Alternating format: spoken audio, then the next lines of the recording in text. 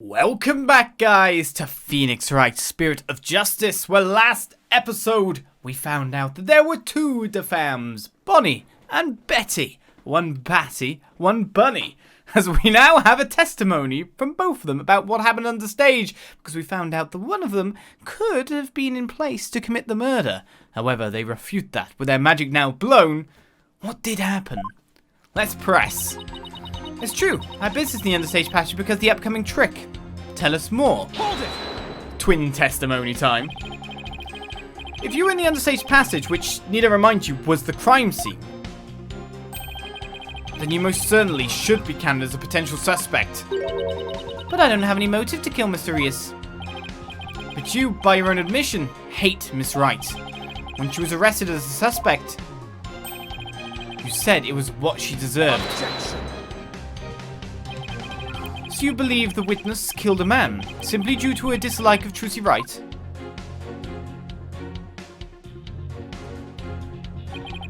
As a motive, is that not improbable at best? But what if her hatred caused her to bear a strong sense of malice against my client? Look, Trucy just made me mad, that's all. I mean, even though she's younger than me, she's got so much skill and popularity. She's cute, besides. She makes me so mad I wish she would drop dead. Betty, don't talk like that. Shut your yap.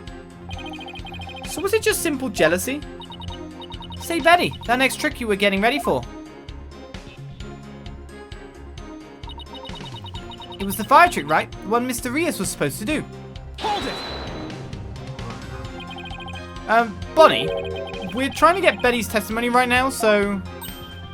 Oh, right. I'm sorry. You can step down if you'd like. I'm worried about Betty, though. She can lose her temper and say awful things sometimes. Hey, what are you, my mother?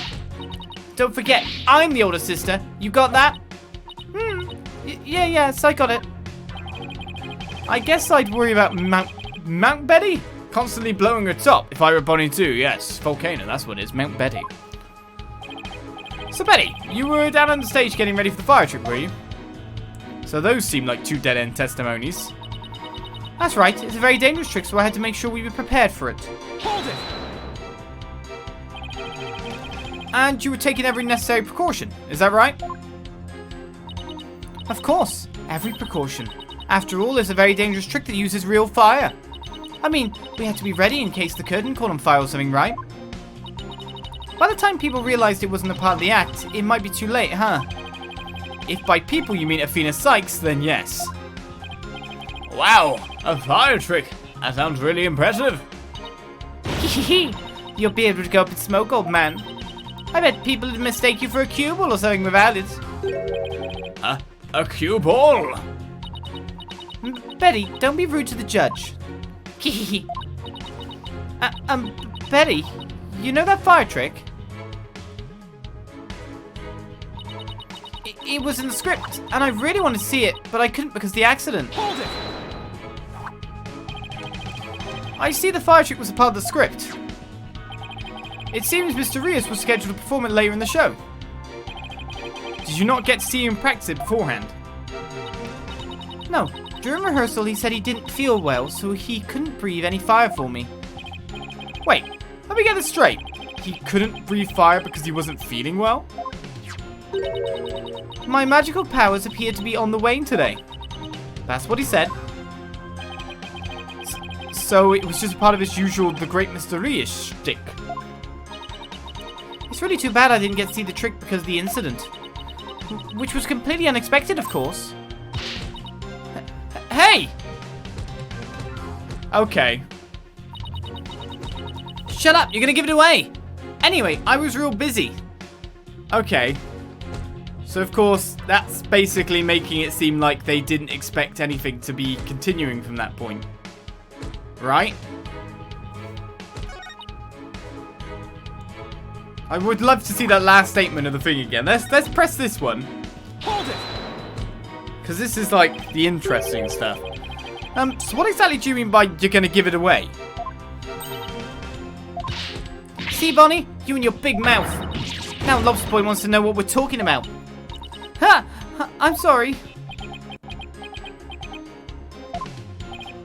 Yes, well, if you were preparing for the next magic trick, I'm sure you wouldn't have had the time to commit murder. Wow, looks like the old geezer isn't senile just yet, huh? I bet you'll live a good long life. Ho ho ho! I plan to be sitting up here at least another 10 years. 10 more years? I don't know about that. What did we discuss about inner monologues, Athena? Well, more power to you, I guess. In any case, I was so busy I didn't have the time to offer anybody. Alright, let's press on this one too. Why not? Yeah, way too busy to have the chance to kill Mr. Rias. Hold it! Are you just trying to cover for Betty? No, of course not. I believe in my sister. I know she never murdered anyone. But you think my client would? No, I believe in Trucy too. I know she'd never murder anyone either. Well, we just ran out of suspects in that case. Yes, but... See? You should have just kept your mouth shut, dummy. You're just making a fool of yourself. Just be nice and quiet like a good little bunny. Got it? Alright. I guess I'm no help. Oh boy. It's impossible to get anything out of Betty right there. So Betty was too busy getting ready for the next trick to have time for murder, huh? There must be some way to prove that that wasn't the case. Okay, let's go to the evidence first of all. And try not to accidentally present something I don't mean to. Right, let's go from the back, because that's what I do. His blood is on the murder weapon. Shock as a result of being stabbed through the back with the sharp blade is what actually killed him. The victim's real name was Man of Mystery. 10:30 a.m. I do wonder if the time will come into it. The show footage is going to be helpful. The sword stand contained the rubber sword says was swapped for the trick. The stage lift might or may... No, that I don't think that's anything at the moment. The clipboard won't be anything at the moment, he says. Right, there's one. That'll be interesting. A bucket to be used in case of fire. Not only was it empty, but dust lines the inside of the pail, meaning that no preparations were being made for a certain fire trick. There we go. So now, where do we present that to? That's got to be what we're at here. Okay, this is the statement that's saying about preparation. Next statement is seeing other stuff. So, if it's about preparation... we've got to prove that no preparation was being made, right? So let's present our fire bucket there. Objection! I hate to break this to you, Betty, but there's a big flaw in your testimony. As big as the one in that floating trick you did earlier. Ooh, harsh words. Well, let me tell you something, forehead boy. No one has ever figured out how we do our teleportation trick. No one except me, you mean? Well, we have even better tricks up our sleeves. Huh? We do? I told you to keep it zipped. Now, don't fight, you two. Mr. Justice, what's this about a flaw in the testimony? The script has this to say about the fire trick. This will be dangerous. Make sure the fire bucket is ready. However, we found the fire bucket lying empty backstage except for a layer of dust. Huh! Ouch! You didn't even attempt to get ready for the next trick, did you, Betty? You got me!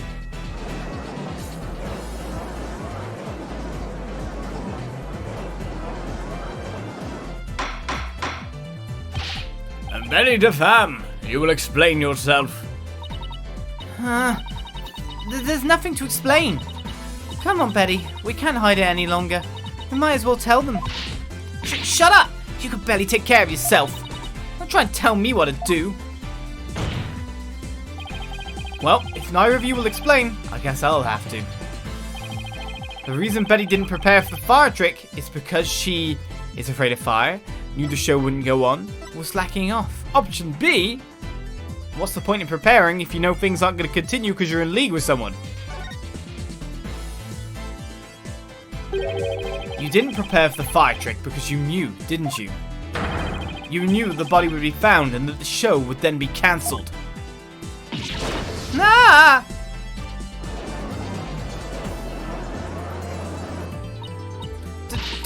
Don't be ridiculous, you insignificant speck of a man. I'm gonna yank those lame bangs of yours off. Is that what you want? Huh? Objection! Whatever. They can grow back. Now stop stalling and just tell us the truth already. I can't reveal my secrets. I'm a magician. Objection! You have been chasing the shadow of an illusory culprit, defense. And having chanced upon a convenient target, you have let yourself get carried away. Exactly. Where's your proof, huh? And yet, I can see that the witness's taste for false words has also been proven. I advise you to confine your deceitful trickery to your magic act, witness. Deceitful trickery. As your court-appointed therapist, I'd like to add something here, Betty. You finally let yourself be who you really are. But if you continue to hide behind lies, you'll just be imprisoning your heart all over again. But all these questions mean you're trying to put me in prison for real. So I'll be behind bars either way. Does that mean you're admitting your guilt? Of course not. I can't believe you people. Every one of you thinks I did something I didn't do. You... Lobster Boy, Cubal Geezer, Headcase Brat, Cerberus Monk.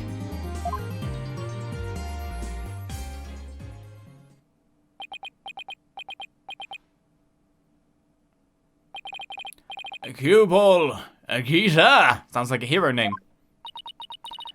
Headcase Brat? Really? Betty, calm down. Come on now. Deep breaths. Deep breaths.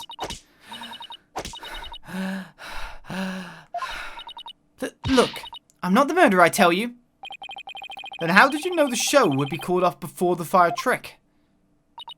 I told you. We can't reveal our secrets. We're under contract. Contract? What is she talking about? Be that as it may, you're obviously a suspect in this case.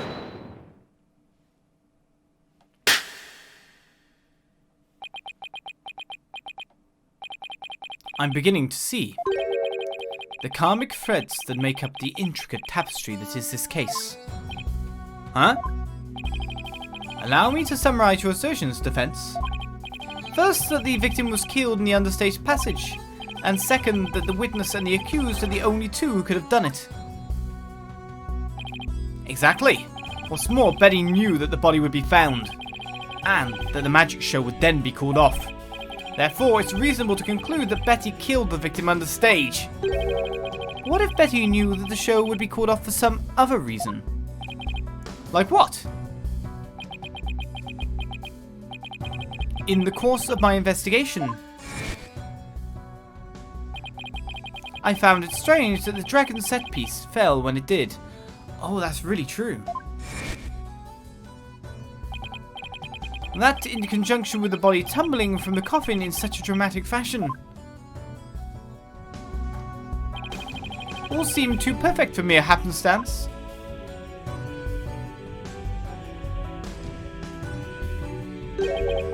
It was as though the entire chain of events had been planned out in advance. Key! Ouch! Planned out? After deciding to take this case, I scrupulously studied everything I could about the mass media in this country. I read the newspaper, old news reports, I even browsed tabloid magazines. How very industrious of you. I'm impressed. During this process, I learned about a strange practice favored by the TV world.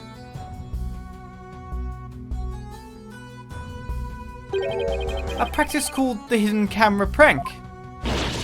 Ah! Betty and Bonnie, you knew about this, did you not? About the dead body appearing, the set piece falling, the show being suspended. You two were informed of this plan.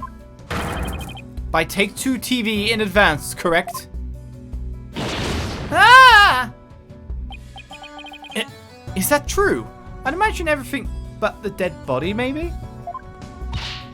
Betty, please, let's tell them now. I can't hold it in anymore. Dang it! Fine. You got us. Everything the prosecutor said is true. The TV station paid us to cooperate with them on this plan. It was all a prank. A big setup planned out in advance. Mr. Rhea showing up dead in the coffin. The set piece falling down. It was all completely scripted.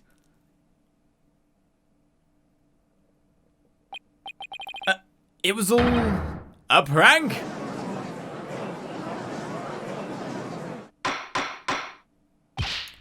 Bonnie, is this really true?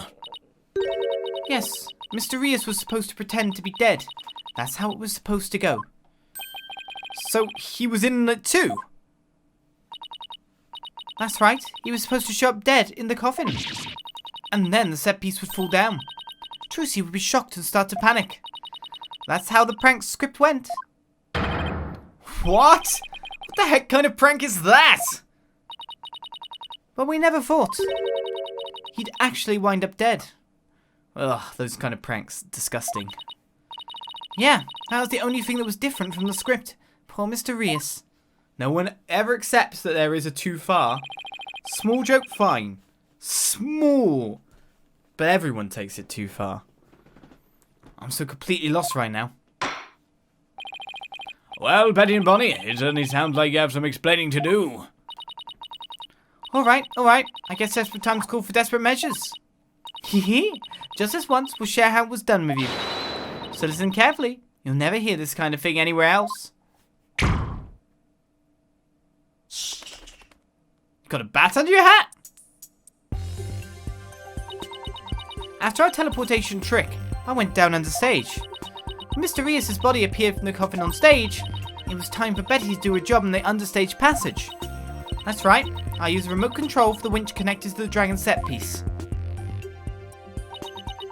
I made it fall down. And just before the dragon fell, I called Trucy to the backstage so she wouldn't get hurt. After that, the plan was for Mr. Reyes to come back to life in front of a panicked Trucy. He was supposed to laugh and fly up and away. That was how it was scripted anyway. But for some reason, he really did turn up dead. So we kind of just stayed on the ground. What kind of sick joke is that? It sounds like a terribly mean-spirited prank to me. The poor defendant was trying to do her magic show. No matter what, it's harmful to her career. I guess so. I'm sorry, Trucy. Whatever. It was all the ratings Raj's idea anyway. Yeah, it sounds like just the kind of thing a guy like him would come up with. This is the prank plan script we got from the ratings Raja. Okay, the prank plan script has been added to the court record. The corpse appearing and the set piece falling was staged by Roger Ratins. Dang it! You made us break our contract! Now we won't get paid! Well, where does this all leave us? Who killed the victim? And when?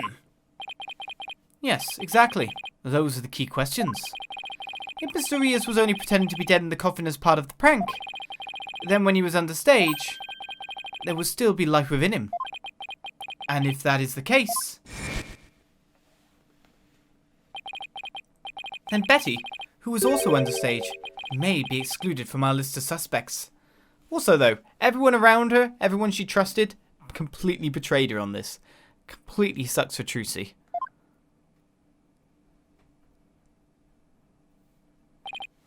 Ah! Witness, was the victim alive up until he entered the coffin? Oh, well, now that we've spilled the beans, we might as well show you this video. Oh, what? You've got a video? Greetings, viewers. It is I, the great Mr. Reyes. We are currently in the middle of Trucy's escape trick. Having snuck through the understage passage undetected, I am now hiding backstage, preparing to play a little prank on Trucy. I'm about to hide in the coffin, which Trucy will stab with her rubber sword. And when the coffin opens, ho-ho, I will be in it, acting as though I've met my maker. Can you imagine the look on Trucy's face then? Ho-ho, I can hardly wait! He's about to hide in the coffin?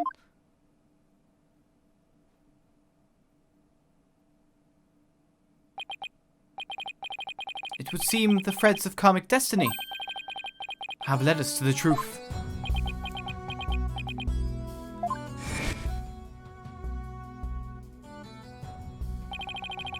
The victim passed through the understage where Petit Defam was, and came up into the backstage area. We know this because Mr. Rios appeared to be backstage when he shot the video we saw.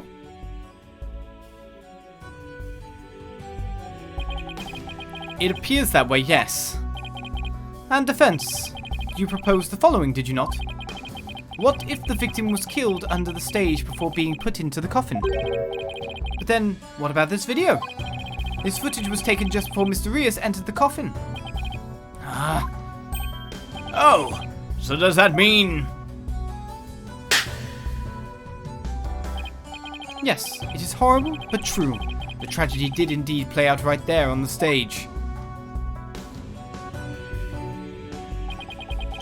Went into the coffin where Mr. Rios was hiding. Trucy Wright thrust her blade.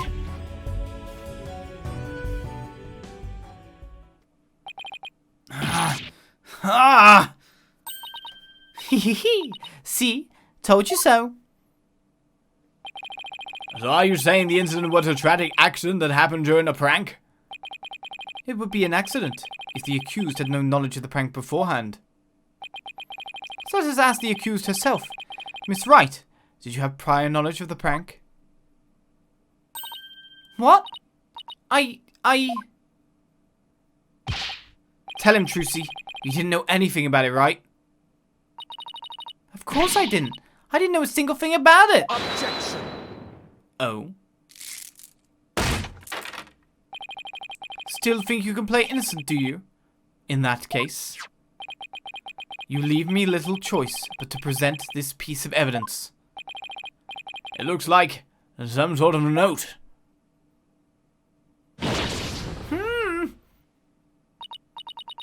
That's... I found this note in the dressing room after the incident. At the time, I did not understand what it meant, but all is clear to me now. What's this? I see. It says, get the video camera after Mr. Rios comes tumbling out. It is a note signed by the accused, instructing Bonnie to collect Mr. Rios' video camera from him, it seems. I don't get it. It doesn't make any sense. I found it in the dressing room before the show. When I saw it, I realized that Trucy knew about the prank. It does bear her signature. I'll give you that much. Trucy's note has now been added to the court record. However, again, a signature. A signature we already know can be captured in underhanded ways. So the defendant had prior knowledge of the prank. It would appear so, yes. When she learned about the plan to trick her, she decided to use it to her own advantage. So she thrust the steel sword into the coffin where the victim stood chuckling to himself. Is that not what happened, Miss Wright? Of course not! I didn't write or sign that note! Ah, but the handwriting matches yours. All of the evidence and testimony points to you being the culprit. But I didn't do it! It wasn't me! Then explain the existence of this note. You can do that, can you not? I can't explain it. I didn't write it, so I don't understand. I didn't kill Mr. Rios. You have to believe me. I mean, I believe you. I don't write a note out and then put a line for me to put my name on top, for starters.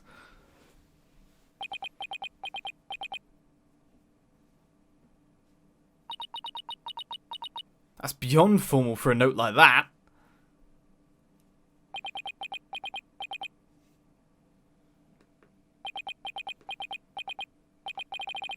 The silence is deafening. Continue struggling against the threads of your own karma if you wish, accused. Even as you are inescapably caught in the web of fate you've spun for yourself.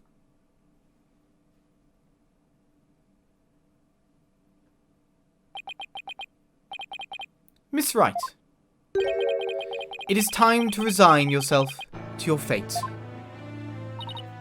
No, I didn't do it. I I knew it! A sweet-looking girl? A murderer? She took all of us in with that act of hers. I told you, I knew she was a homicidal little witch from the start. But I didn't do it. I really didn't. Why doesn't anybody believe me? Shut up, you killer. We won't fall for that anymore. And I thought our crowd was better. This is bad.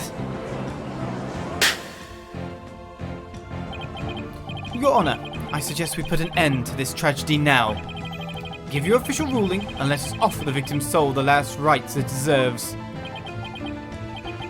Very well. I suppose I have no other choice. This court hereby finds the defendant, Trucy Wright.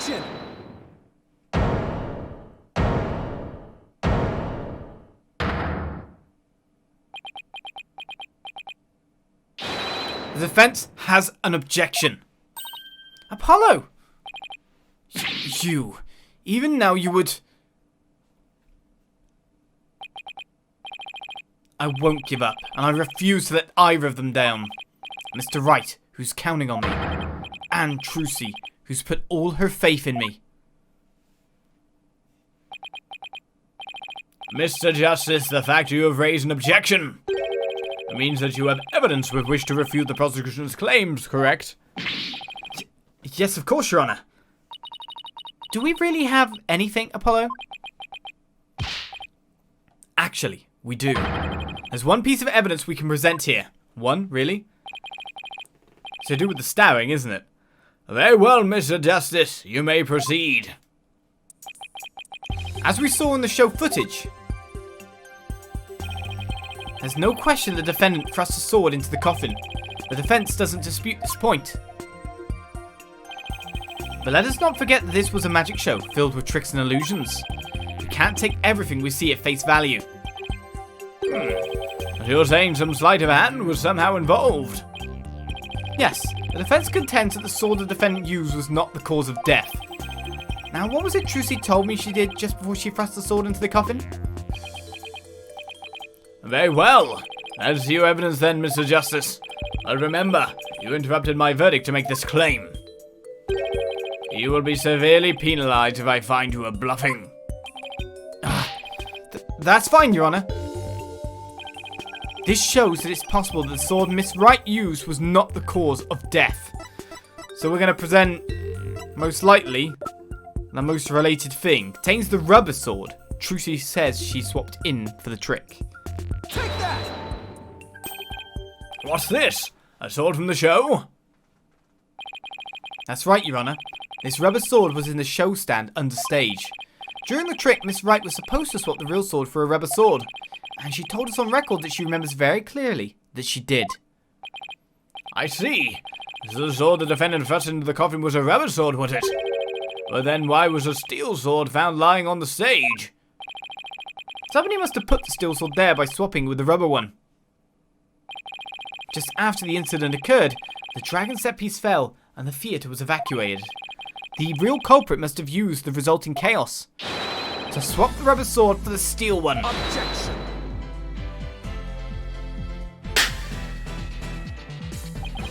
Do not know when to give up, Stinkbug. That is not possible. Blood was found in the coffin hole that the sword was thrust into. It must have been left there when the accused withdrew the sword. This is incontrovertible proof that the sword she used was the steel one. Objection! But that blood could be the result of someone tampering with the crime scene after the fact. After the set piece fell and the audience was cleared out of the theatre. There was plenty of time for somebody to plant that blood there. Objection!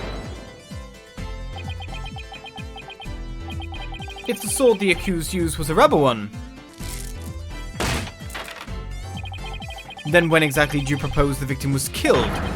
Given that Mr. Rios was alive when he entered that coffin. Objection!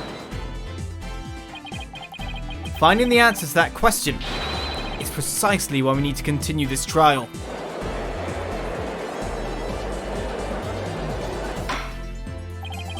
Let me express my opinion. By all accounts, it is certainly reasonable to suspect the defendant based on the evidence.